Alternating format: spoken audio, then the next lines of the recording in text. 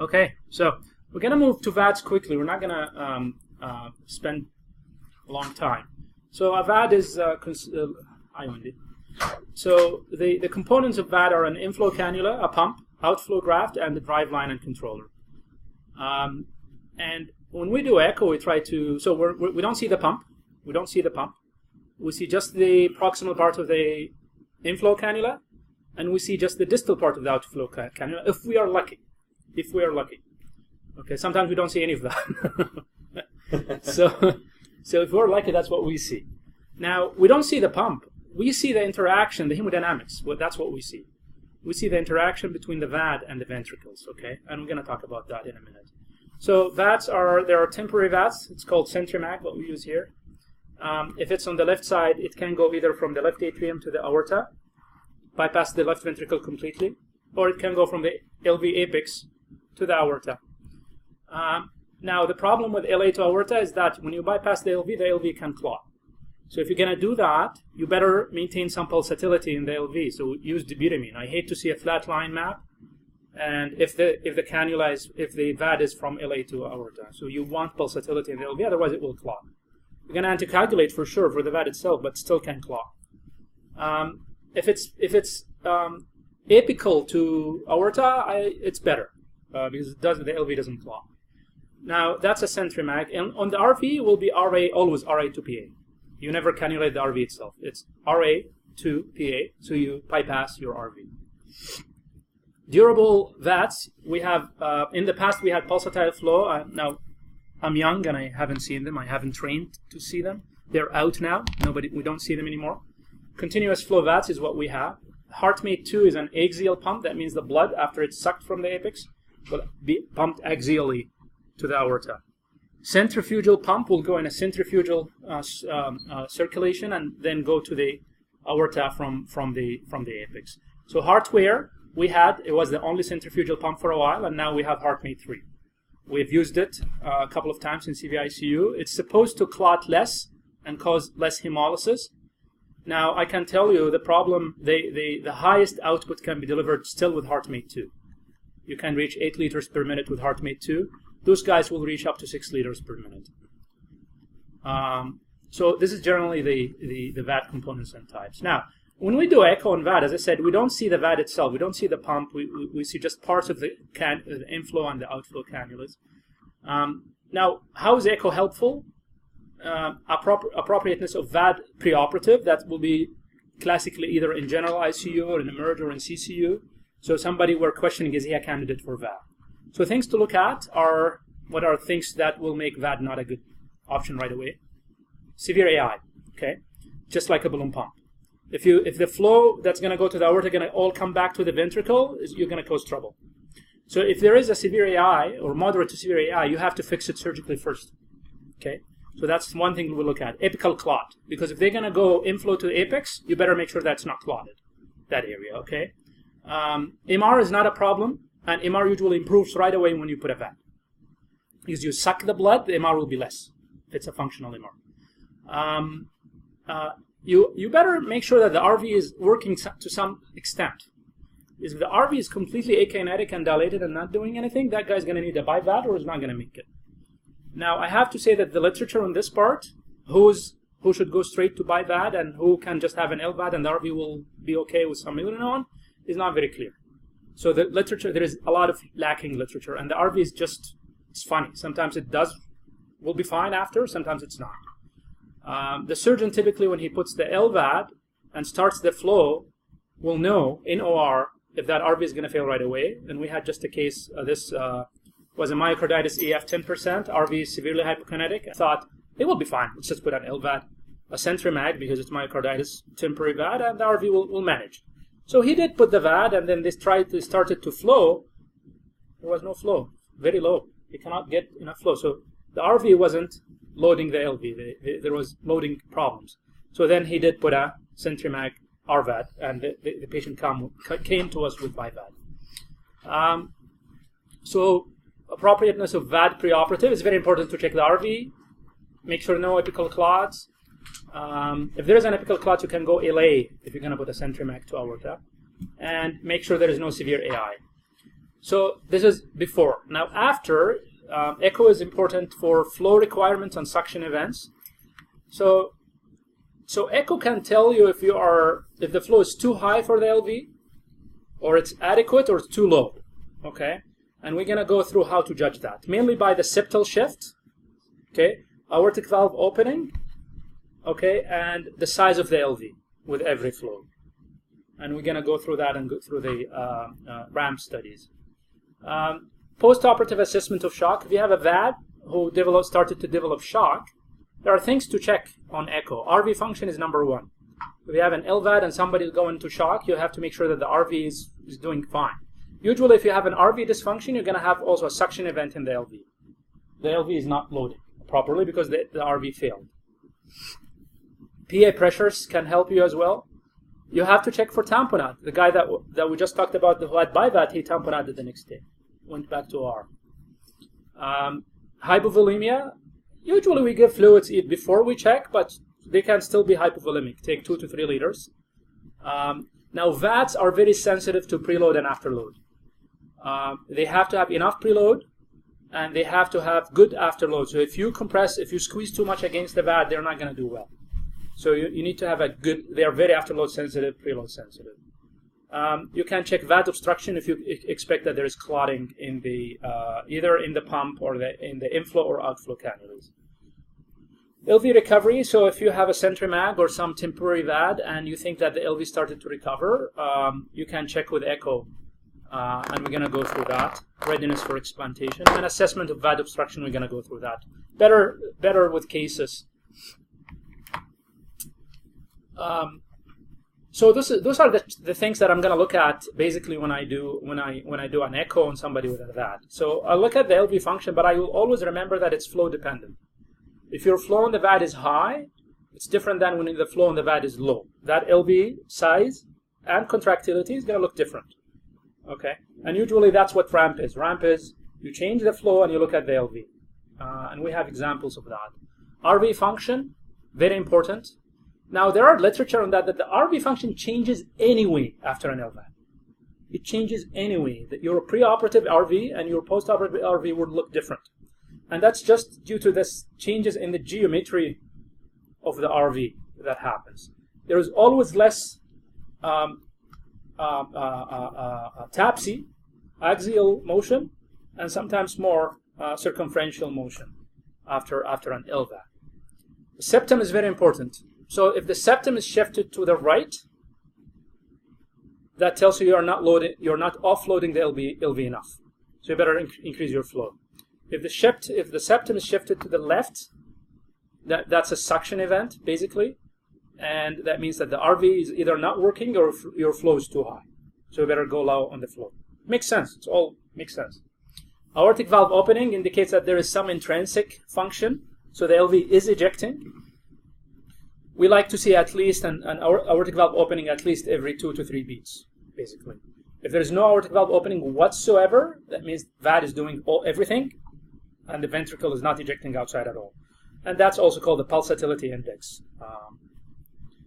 So you don't want to see your arterial line map very flat, basically, and that's the same thing.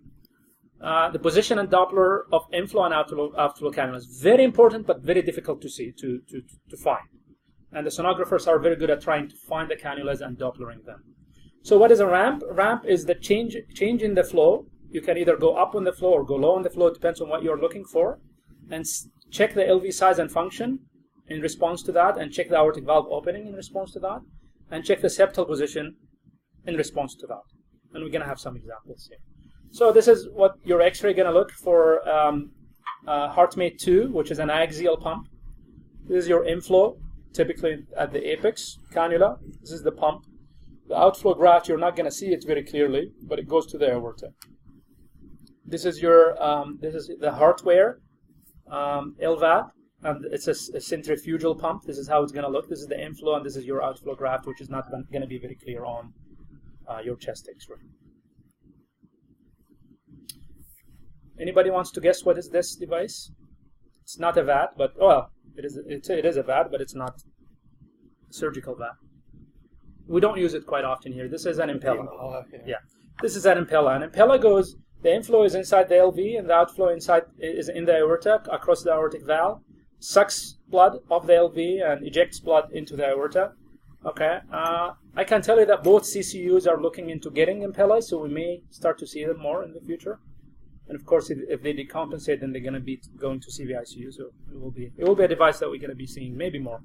The reason generate not as high flow. Exactly. Right? The reason it fell out of favor is that because maximum percutaneously implanted impella will provide 2.5 liters, which is not enough for anybody. It was probably enough for a thin young lady. It was never enough for a man, a big man. Now we have 3.5 liters percutaneously. A fat old man, Rex. What is that? Rex needs 6 liters. And when Rex is on CV-ICU, he needs 10 liters. Yeah, Centrimag and just... Now, I think you were exploring some of this as well for right side heart failure as well, were they not? There is a right impella, and the right impella provides more flow. Yes. Provides up to 4.5 liters wow. flow, and that makes sense, right? Because veins are bigger, you can implant percutaneously a bigger impella. So the maximum arterial impella we can implant now is 3.5 liters, but there will be a 4 liters coming. So to be honest, I think 4 liters. What do you think, Rex? 4 liters is enough? No, maybe some most of the time. Yeah, it will be adequate with that. So yeah, that's how the impella looks. Okay, some cases. So this guy wasn't very sick anyway, and he has I think a heartmate 2 or something. So what do you guys think about the RV function? Good. Aortic valve opening.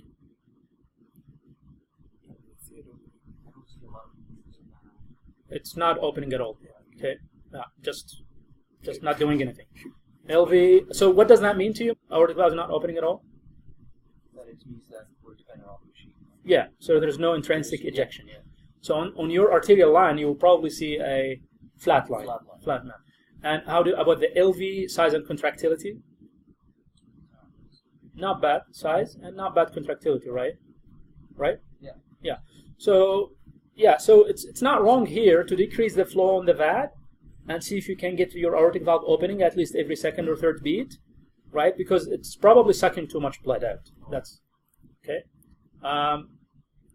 So what do you guys think this flow here that we're seeing with color Doppler is? That's the outflow cannula.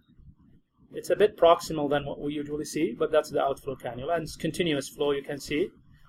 Now, it's very normal to see AI, continuous AI usually, or a long AI jet with VAT, because the aortic valve is just not doing anything, so it's leaking.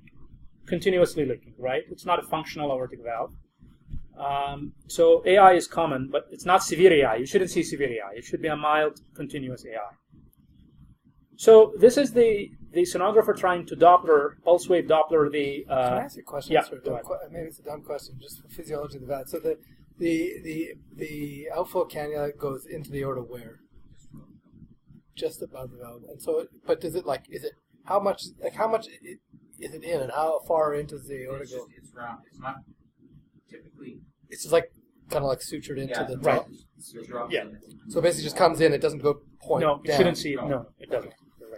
So it just sutured onto the surface. Yeah. So there we go. So it kind of comes in and then goes both ways because it perfuses your coronary sinuses and then your systemic lymph. Right. That's what I was wondering. Okay.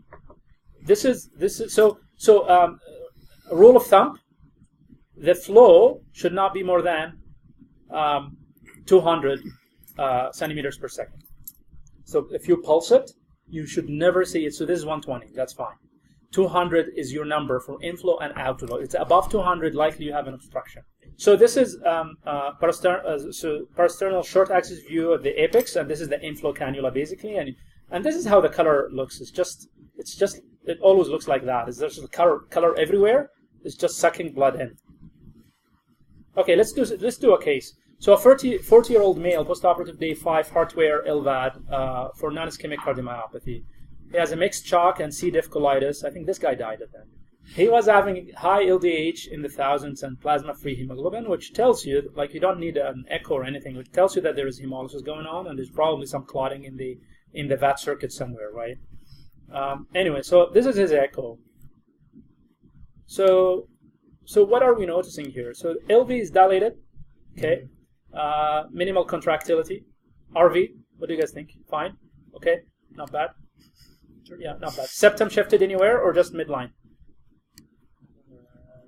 Looks midline. It's not bad, right? Midline. Aortic valve opening? Yes or no? Every beat, yeah. Right. So the aortic valve, the LV is dilated and the aortic valve is opening and your flow is written there, 5.7 liters. That shouldn't be the case, right? Why is the aortic valve opening and the LV is dilated? You would suspect that, oh, there might be an obstruction. Just pushing everything backward. Okay, so the blood is not going in as it's supposed to. Now, they did a ramp study on this, and we're gonna. So they measured the LV in diastolic. So measurement of the LV in diastolic dimension is very important in the ramps. Okay. Now the idea, if I increase the flow, now it's 5.7 liters. If I go up to 8, let's say, what do you guys expect the LV size to do? Shrink, right? It's going to shrink. And what should happen to the aortic valve opening? Slow down. Decreases. And what can happen to the septum? Should come in. Comes to the LV, right? Yeah, comes to the LV, sucked in, right? So that would make sense. Now let's see if that happens or not. Okay, so we have 55 millimeters left in diastolic dimension. Okay, so now we are flowing at 8.2 liters. What do you guys think? Let's come in and the aortic valve is right. So the LV looked a bit smaller and the aortic valve stopped to open. So you suspect, okay, there's more forward flow. Yay, maybe it's not obstructed. So let's see. So what is the dimension now? 52 millimeters, better. So the LV definitely got smaller and the aortic valve stopped to open. That means, yeah, there's more forward flow with increasing RPMs, and yeah, the flow is higher. So now they are fishing, they're trying to fish after that for the cannulas and Doppler them, okay? Oops. So this is interesting, but this is a subcostal view.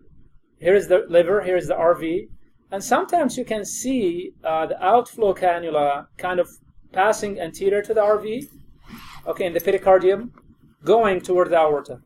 So we see it sometimes, not always though. You can see it, and you can see here that it's flowing there continuously, right? And they Dopplered that, and what is the velocities there? Not bad, okay? Not 200 yet. So definitely not, there is no obstruction at that area. Now, this is, for those of you who are not familiar with this view, which is impossible in intubated people, this is a suprasternal window. So suprasternal window where you put your probe in above the suprasternal notch at around 1 o'clock, okay, and try to angle down, and you can see the arch of the aorta with it, right? So they're trying to find the outflow cannula, basically. The problem is we're always good at seeing the mid of the arch and the distal part. We're not good at looking at the ascending, okay, with it. But you can do a non-conventional view, which is called the right parasternal higher view, right parasternal, keeping your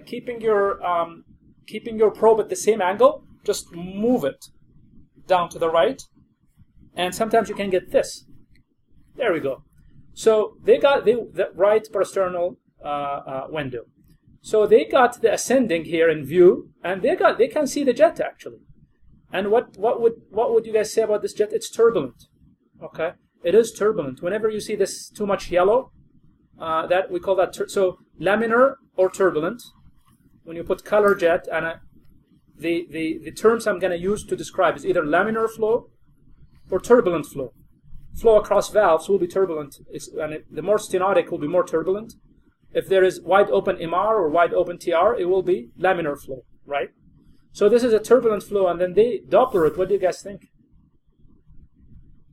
300, eh? High flow, definitely across the outflow cannula. So what's going on here? Is it clotted? Is it what's going on? So they did a CT, and sorry, I couldn't get the video of the CT, but just this still image showing this is the ascending aorta and this is where the cannula enters, and there seems to be obstruction, stenosis. The radiologist reported it as a stenosis at the entry side of the cannula to the aorta. It was probably hemolyzing because of the turbulent flow. Okay. And I don't think he went back to OR. I think he was too sick. He was having C. diff. He was in multi-organ failure. And so this is a different patient. We're going to go through it quickly. This is a parasternal long axis window. And This is the inflow cannula. Okay, it's the apex to aorta, and you can see the blood passing through the inflow cannula. So they Dopplered it, and again, this is an inflow cannula obstruction. Flow more than 2, so there's definitely turbulent flow across the inflow cannula, and there is obstruction across the inflow cannula. Just to show you another example. Okay, enough of VATS.